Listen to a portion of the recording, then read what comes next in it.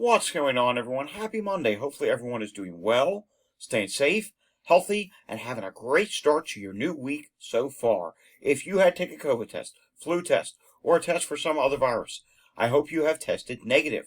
If you did test positive for any of the viruses, I hope you have a full and speedy recovery with no long-term issues and no long COVID issues. It is time now for the Monday edition of the Virus Update for Monday, March 24th, 2025. If you're new to my channel, welcome to my channel. This is where I do the daily virus update on all those viruses that can make us sick. Let's face it, there's a lot of different viruses out there, and you need to know what's going on with each and every one of them. I provide you with the latest news, data from the CDC, data from different countries around the world, all to keep you safe and informed of what's going on with these viruses. Want to stay informed? Just subscribe down below. Give this video a thumbs up. Hit that notification bell, and of course share this video with anyone you know. Alrighty, we do have just a few news stories today, and then we do have some new data in from Walgreens. We have some of our daily data, and I think we're going to take a look at some wastewater scan sites today as well, since we didn't really look much at wastewater scan yesterday. Starting off with the weekly update from BNO News. New cases of COVID reported in the last week. Now, remember, these are just estimated cases. Not everyone's testing. And, of course, these at-home tests right here do not always get included. So, new cases. 136,257 new cases reported in the United States. Admissions to the hospital in the past week. 9,538. That's down by 9%. In the hospital, 8,174. That's down by 8%. In the ICU, that is down by 12%, but they did not include a number for that. New deaths, this is not good. 965 new deaths. The average is now 847. That was actually up by 8%, the new deaths average. So far this year, more than 2.1 million COVID cases have been reported in the U.S., causing 148,588 hospitalizations, and already 10,223 deaths have been reported this year in the United States. But then we have more from BNO News. Remember I told you this on our little short this morning? New, a 3-year-old boy in Cambodia dies after testing positive for H5N1 bird flu. The boy became ill after his family used sick chickens for cooking. So, yeah, if you're going to be using sick chickens, it may not go out well. You may get sick with H5N1, and, well, you could potentially even die from H5N1. All right, over in the UK, bird flu. It's an issue there as well, and it's been found in a new type of animal. In other words, it hasn't been seen in this type before. First case of bird flu in sheep found on a UK farm, and this is the world's first case of bird flu in a sheep, where it has been found, according to the UK. The nation's chief veterinary officer confirmed. So, yeah, this is not a good thing that we continue to find it in more and more types of animals.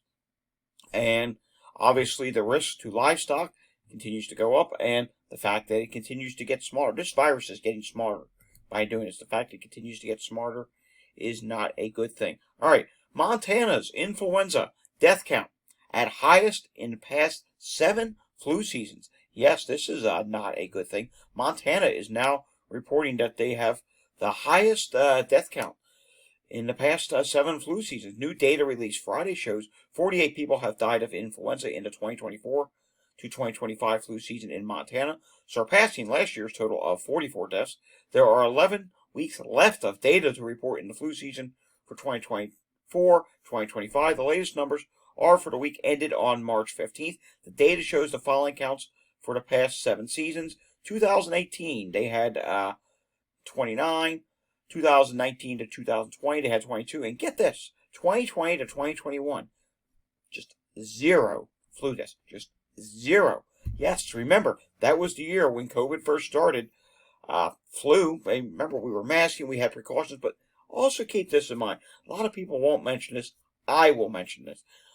Keep in mind, COVID was not declared a pandemic till, we were near the end of the regular winter virus season. So that was pretty remarkable that many places reported such low flu numbers. And once COVID did get declared a pandemic, of course, mask mandates started coming up, precautions started getting taken.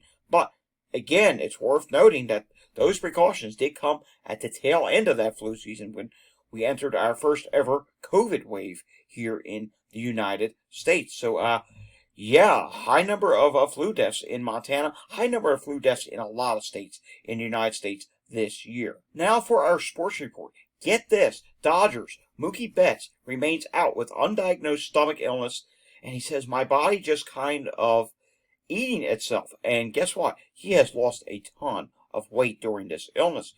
Remember, it is opening week for baseball. I think opening day is on Thursday, and unfortunately, illness, it has hit in baseball. Spring training, there have been several players getting ill during spring training. Get this, an exact diagnosis of what's affecting Betts, 32, remains unknown, and the Dodger star has lost nearly 20 pounds since he began feeling ill days before the team left for Tokyo. It was looking like he was going to see action at shortstop on Sunday against the Los Angeles Angels, but he began vomiting again hours before the game. So, yeah, that's not a good thing whatsoever. It seems like each and every day I'm finding something in relation to sports, and I do have a tracking thread that's going to get added in there into the sports illness tracking thread. That will be in the U.S. one because that is a U.S. sport, although they did play in Tokyo. All right, Mike Honey posted this the other day. Here's the latest variant picture for Europe, excluding the UK, too early, March. And here's what he means by that. The XEC variant remains dominant, but it has declined to around 48% frequency. The LP.8.1 variant grew recently to 20%, passing the other contenders. So, XEC, yes, it is declining slightly, and LP.8.1 is the variant that is showing a growth advantage of 4.1% per day, or 29% per week, over the dominant XEC variant. This predicts a recent crossover. The data routinely lags. So there you go. And take a look at this. Here are the leading countries reporting LP 8.1. Strong growth has been reported from Ireland and Spain to around 40%. So Denmark, France, Germany, Ireland, Italy, Netherlands, and Spain, all reporting growth with the LP.8.1 at this time. All right, in case you didn't see it yesterday, we're going to keep repeating this. The total number of measles cases in the United States now stands at 378. So that number is continuing to go up. I wouldn't be surprised if it passed 400 this week. All right, taking a look at what's going on with the pollen levels. And we're using the Weather Channel for this now until I can get that other site to work or do something. Tree pollen levels at this time. Yeah, look at that. They're starting to creep a little more to the north. Those greens are starting to get close to the Mason-Dixon line. They've moved into Illinois. In fact, Illinois and Missouri, you now have yellow starting to creep in. So then pollen levels, the pollination of the trees, it's starting to happen. If you haven't gotten your allergy meds yet, now would be a good time to stock up on that. If you're in the north, if you're in the south, you probably already need it because you can see the reds here from North Carolina, South Carolina, Georgia, Alabama, Mississippi, Louisiana, Arkansas, Oklahoma, Texas, New Mexico, even portions of Arizona, and yes, California, you're starting to turn into moderate range as well. So, yeah, it's time to start getting those allergy meds. Talk to your doctor about which one is good for you. Take a look at this. We're going to take a look at the air qualities now in the United States. And, yeah, what's going on here with the East Coast? Well, we know there have been some wildfires. There was one in North Carolina. There was a bad one that was ongoing in Warthon State Forest in New Jersey. Not sure why we have this really high one here in, I believe that's Delaware County, Pennsylvania. Yeah, not sure what's going on with that. But, yeah, some bad air qualities in the east. Also, Florida, some yellow showing up there. Not bad in the midsections of the country, but you get to California, portions of Mexico on northward. There are some problems there as well. Let's see what's going on in Pinellas County, Florida. And yet again, we do see sick person calls. See a lot of falls as well, and some other things going on there. So, yes, there are some EMS calls to be had there right now. Now, I have some really good news. Yes, wait till you see this. It's the Sunday number for Philadelphia. 634 EMS incidents. That is the lowest number in some time. Now, we'll have to see. Sometimes when there's a day that's really low, the day afterwards, for whatever reason, comes in with a really high number. I don't know whether they missed some calls for a day and then that get added to the next day's count. I don't know. So we'll have to keep our eyes out for that. But if this stands and tomorrow is low again for the Monday count, guess what? That is some fantastic news. Saturday, that was lower as well. 743 EMS incidents in Philadelphia. Now, last look, Montgomery County, Pennsylvania was extremely busy for, 23 EMS calls right now in Montgomery County, Pennsylvania. This, my friends, is not good whatsoever. We see syncopal episodes, subject to pain, general weakness, cardiac arrest, vomiting, head injury, seizures, respiratory emergency, subject in pain, fall victim, accident, subject in pain. On and on I could go. You get the idea here. There's a lot of calls right now in Montgomery County, Pennsylvania. Hopefully, Chester County is not as busy. This is busy for Chester County as well. I'm seeing at least two respiratory emergency calls, several heart problems calls, and a few other things going on. Yeah, it's busy there in Chester County as well today. So hopefully that's not bad news for Philadelphia. As you know, sometimes people, if I still feel bad on Monday, I'll call EMS. That does happen sometimes. I've seen cases where that can happen. Taking a look at what's going on here in Pennsylvania hospitals, York, Pennsylvania is having a behavioral health diversion. What's going on in Harrisburg? Also a behavioral health diversion. Yikes, that's a problem. How about just north of Reading? Another behavioral health diversion. That's a real problem. There needs to be something done about that. Look at this. St. Luke's Monroe campus in the Pocono Mountains. Also a behavioral health diversion. All right, we're seeing here at this hospital, St. Luke's Easton campus, emergency department overcrowding. Muhlenberg, Lehigh Valley Hospital, Muhlenberg, is also dealing with a behavior health diversion. That seems to be a real problem today. Mainline Health, Lankenau Medical Center, they have problems today with some overcrowding in the emergency department. Taking a look at what is going on with New Jersey today, and we do see two hospitals, Inspira Medical Center, Mannington, and University Hospital, does have some sort of an issue going on at this time. Not terribly concerned, though. We're not seeing full diverts or any of that. New York State added another 934 new cases today. Taking a look at New York State hospitalizations, and let's reset this, and you're going to see some good news here. They did drop. Take a look at that. There's a reason why they dropped on the statewide level. 713 people hospitalized, 82 people in the ICU. Here's why they dropped. New York City, I'm happy to report this. New York City's level today did come down. 347 people in the hospital and 42 people in the ICU at this time. So good to see that New York has dropped, and New York City as well. We'll see what happens tomorrow. All right, here's the new update from Walgreens. We will take a look at COVID and take a look at flu. Then we're going to take a look at some wastewater data on wastewater scan. Then we will call it a day. So we're going to probably end up being around 20 minutes today. Much shorter than our weekend videos. Walgreens respiratory index for COVID this week is at 15.7% positivity rate. The prior week was 13.7%. That is up by 2%, but let me explain. Testing, it is down. 4,129 total tests, 4,840. We're going to have to watch how much this testing keeps going down, because if it goes down too much, they may not release these updates anymore. They've done that in the past.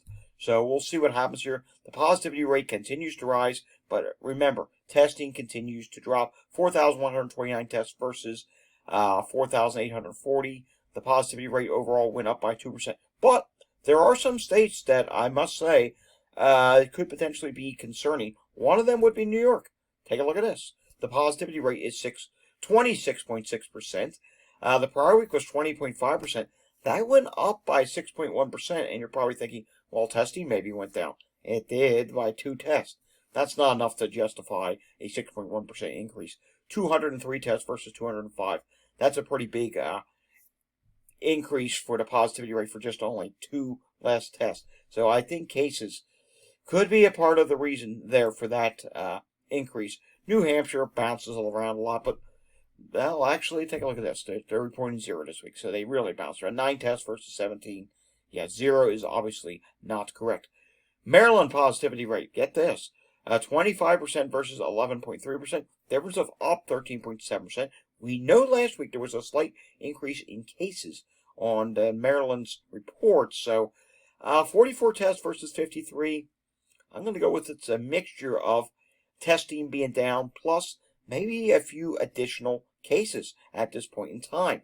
Taking a look at Virginia, 14.1% positivity rate. The prior week is 10.5%. That's a difference of up 3.6% total tests.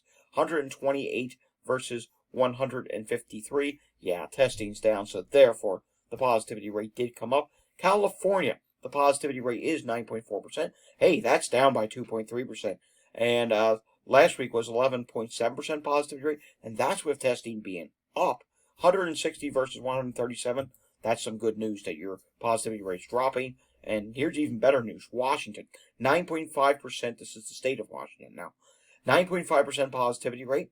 Prior week was 16.9%. That's down by 7.4%. Total test, 42 versus 59. Positivity rate down. Testing down. Yeah, your cases are definitely not rising at this time.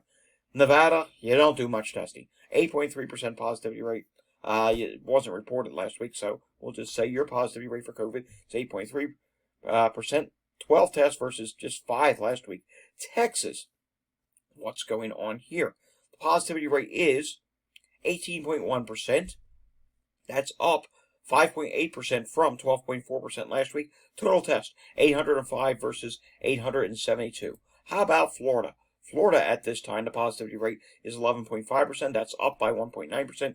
Again, your testing's down. 453 tests versus 556. Louisiana, positivity rate is 11.5%. Testing's down. 52 versus 70. Positivity rate went up by 3%. Michigan, the positivity rate is 15%. Whoa. 6.6% last week. That is up by 8.4% from that 6.6%. Total test, 113 versus 121. That's probably a mixture of cases and a drop in testing at this time. Missouri, 12.2% positivity rate.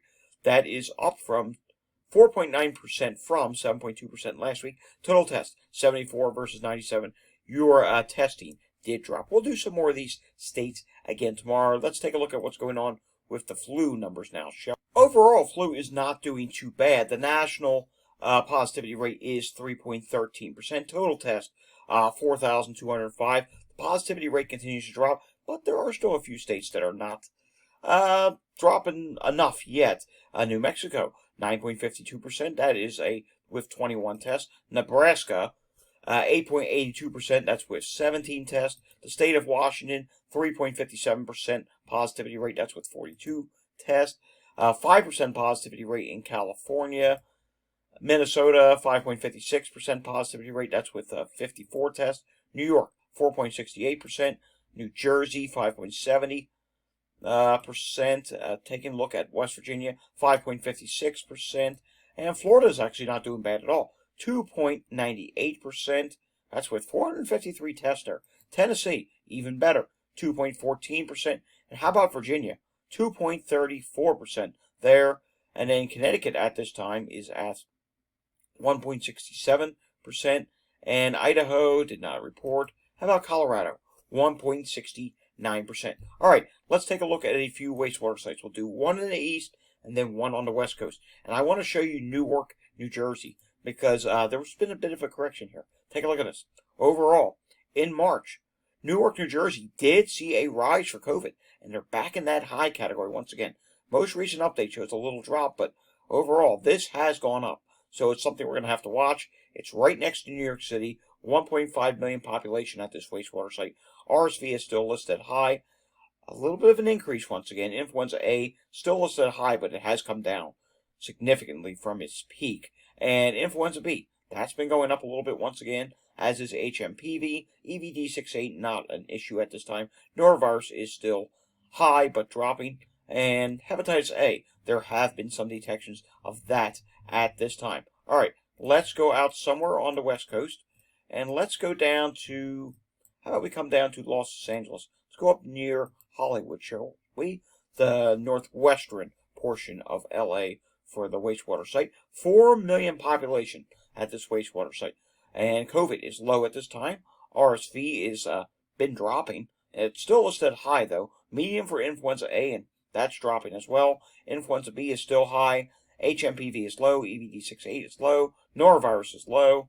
Hepatitis A, wow, a lot of detections of that at this time. Alrighty, folks, that does it for the Monday edition of the Virus Update. We will have another Virus Update again tomorrow. If you enjoyed this update, give it a thumbs up, subscribe down below, hit that notification bell, and of course, share this video with anyone you know. I will see you all again next time. Until I see you again next time, stay safe, everyone, and have a fantastic Monday afternoon. Thanks for watching.